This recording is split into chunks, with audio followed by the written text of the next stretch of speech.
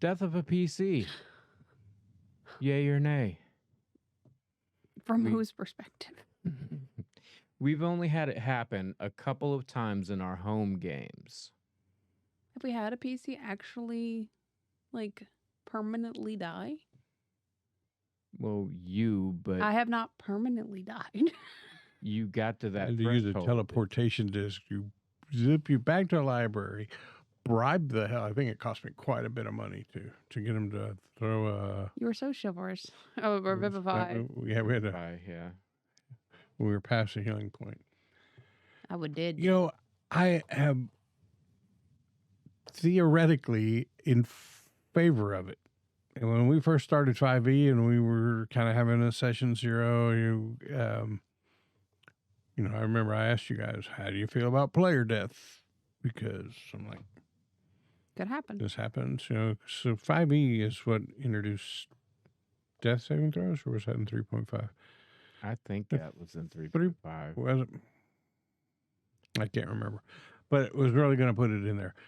It's great to talk about and think about in practice. For me as a DM, hard to do. Yeah. Especially in a family game. Like, if you're playing with a 9-year-old. Yeah. Like, how you going to do that to them? Kill off their character. Yeah. Some people have plot armor, whether they know it or not. Yeah. The 9-year-old has plot armor.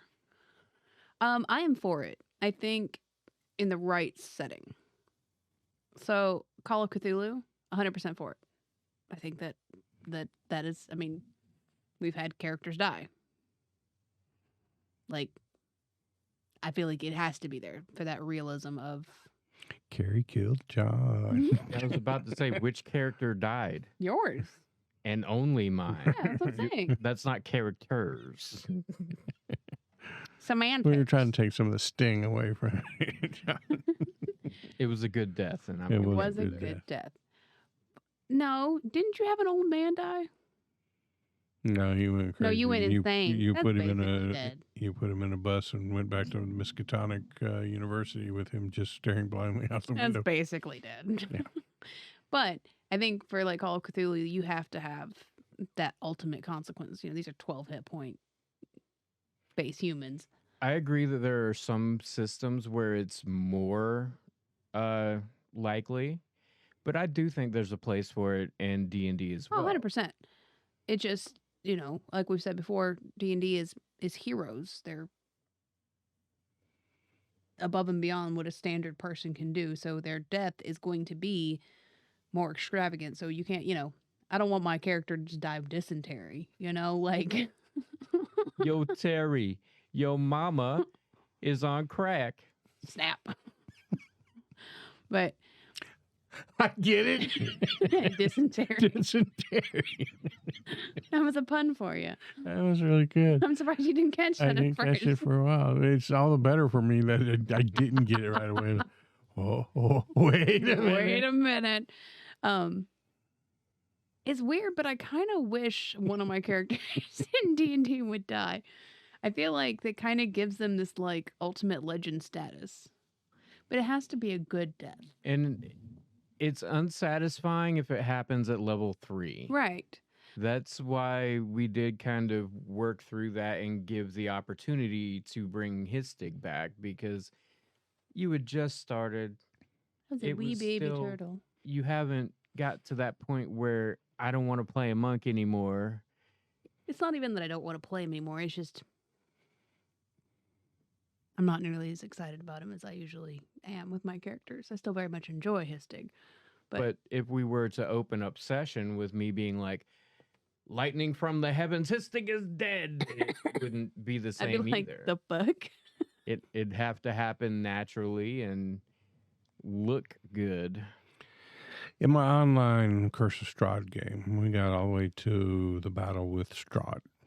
And in that battle, my monk went down and failed the death throws. Damn. And I'm like, this is the perfect character death. I was there for it. I was ready. And the GM was really cool because he was like, all right, so character's name was Kai. Kai, what's going through your head right now?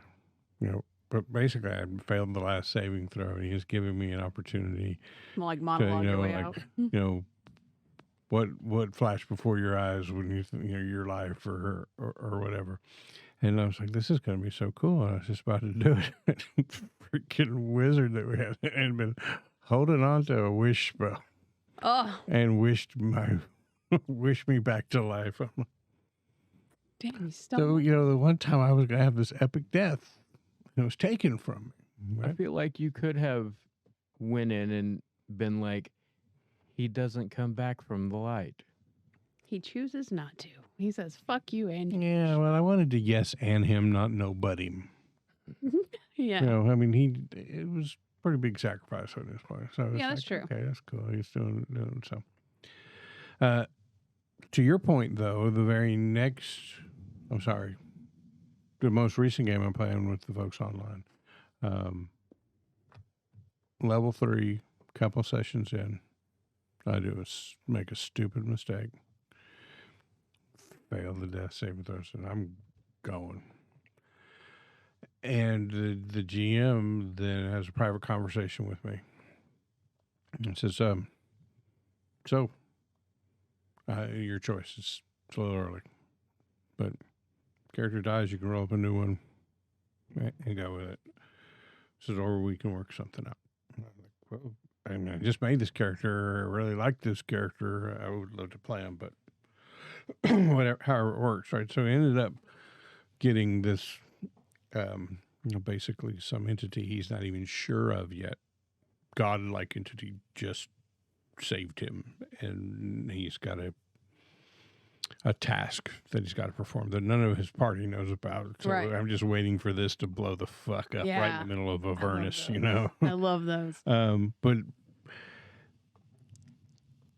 a session or two later, 2 other folks in our party die, and apparently they took the I just let them die, I'll roll up a new character. And so now I'm feeling bad. Like, oh, I'm the only guy that was like, no, I don't want to die. No. But I think it's going to prove to be a pretty cool moment. But too early is too soon, right? Yeah.